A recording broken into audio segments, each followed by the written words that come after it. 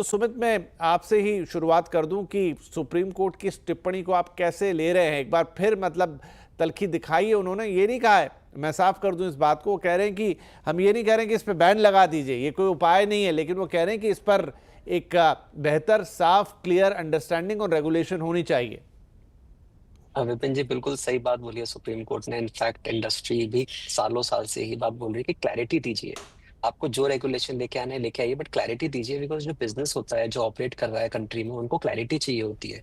Right, इससे customers का फायदा होता है, इंडस्ट्री का फायदा होता है, इकोसिस्टम सही तरीके से होता है। जो आज कल हवाला की बात कर रहे हैं, अगर आप अनऑर्गेनाइज मार्केट में चलने देंगे तो ऑब्वियसली वैसी चीजें हो सकती हैं, बट जब आप इसको रेगुलेशन के दायरे में लेके आते हैं ना, तो ये सारी चीजों पे कंफर्ट मिलता है, सारी चीजें गवर्नमेंट के सुपरविजन में होती हैं और ये बेटर इकोसिस्टम बनाता है।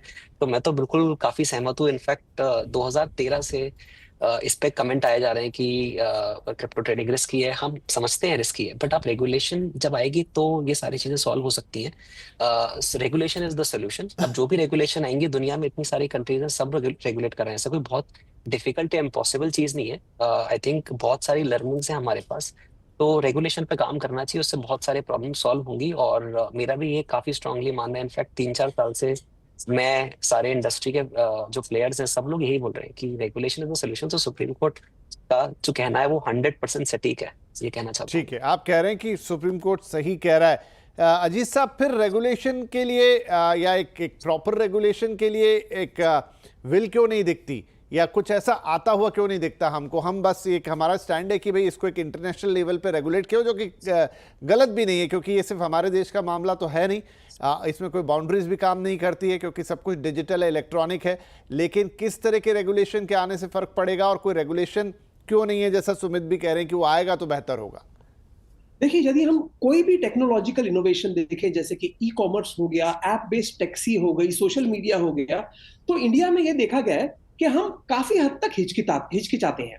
उसके बाद हम देखते हैं कि दुनिया के सारे जो बड़ी ताकतें हैं, खास करके यूएस, ऑस्ट्रेलिया, इंग्लैंड, अमेरिका वगैरह, सिंगापुर, वो सारे हमसे आगे जा रहे हैं, और फिर हम आखिरी बस पकड़ के उनका पीछा करते हैं, और कई बार हम उनको पकड़ भी लेते हैं।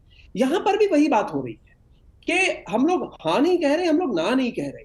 या आप ये समझिए कि यदि मैं भारतीय रेजिडेंट हूं और मैं चाहता हूं कि बिटकॉइन में निवेश करूं, तो अगर मैं अपने बैंक अकाउंट से निवेश करूं और मुझे यह डर बना रहा है कि जैसे मैं करूंगा मेरा बैंक अकाउंट बंद हो जाएगा, तो मतलब इसका अर्थ क्या हुआ कि मैं बैंक अकाउंट से निवेश ना करूं? फिर कैसे करूं? तो रेगुलेशन ही एकमात्र इसका सोल्यूशन है, और सुप्रीम कोर्ट ने जो कल कहा है उसका बहुत स्वागत है। जी। नाउ किशोर सर, हमारे ये दोनों पक्षकार जो कह रहे हैं कि रेगुलेशन आना चाहिए, सुप्रीम कोर्ट एकदम सही बात कर रहा है, लेकिन सुप्रीम कोर्ट साथ में ये भी कह रहा है कि रेगुलेशन के अभाव में, शायद उनका कहना है कि ये बिल्कुल हवाला कारोबार की तरह है, जहाँ पर आप एक दूसरा तंत्र उपलब्ध करा देते हैं, उसे करेंसी का दर्जा दे देते हैं, और ये हवाला जैसा है। अब एक तरफ हवाला कारोबार, एक तरफ रेगुलेशन, कैसे समझे इस बात को? प्रणाम। पहली बात तो है कि अगर हम ये इसको रेगुलेट करना चाहते हैं तो जो रेगुलेटरी बोर्ड बनेगी उसमें बहुत मतलब एब्सोल्यूट कॉम्पिटेंट अथॉरिटी जो होना चाहिए, जिसको सब्जेक्ट मैटर एक्सपर्ट कहते हैं, वो रहने चाहिए। बिकॉज देखिए, रेगुलेट करना या लॉज या फ्रेमवर्क लिखना बहुत मुश्किल काम नहीं है, क्योंकि दुनिया में ईयू ने लिख दिया, यूएस ने लिख दिया।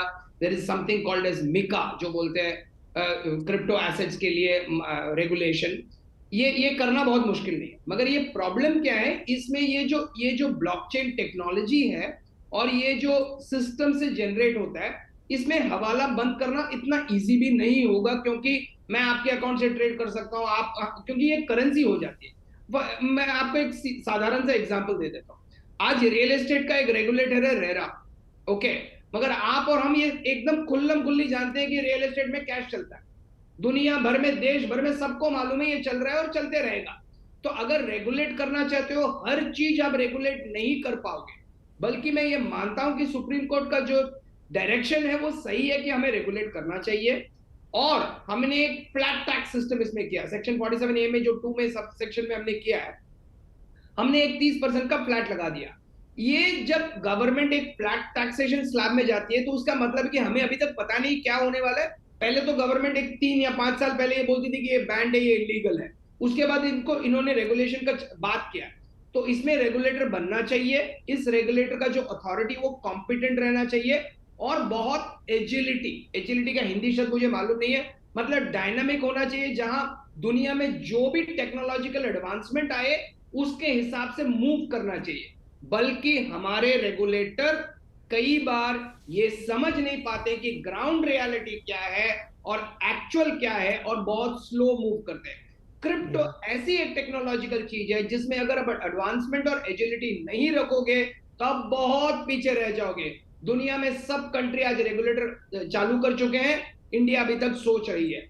रेगुलेटर चाहिए, टैक्स इसमें कम होना चाहिए, इसे लीगल या इलीगल क्लियर कम्युनिकेशन रहना चाहिए, और सोर्सेस एंड ऑप्शंस क्लियर होना चाहिए। ऐसा नहीं कि मैं सोच रहा हूं इससे करूं या नहीं करूं, मैं ऑस्ट्रेलिया में करूं, इंडिया में करूं, अमेरिका में करूं, ये क्लैरिटी हमें चाहिए।